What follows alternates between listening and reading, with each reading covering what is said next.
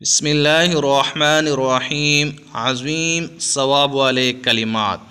سیدہ ام ہانی رضی اللہ عنہا نے عرض کیا، اے اللہ کے رسول، میں بوڑھی ہو گئی ہوں اور میرا جسم بھی بھاری ہو چکا ہے، اب مجھ سے زیادہ عبادت نہیں ہوتی، لہذا کوئی آسان سا عمل بتا دیجئے۔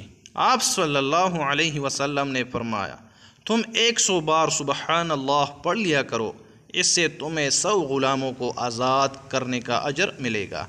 نمبر 2، 100 بار الحمدللہ پڑھ لیا کرو، اس سے تمہیں کھاٹی اور لگام سمیت 100 گھوڑے راہ خدا میں وقف کرنے کا اجر ملے گا۔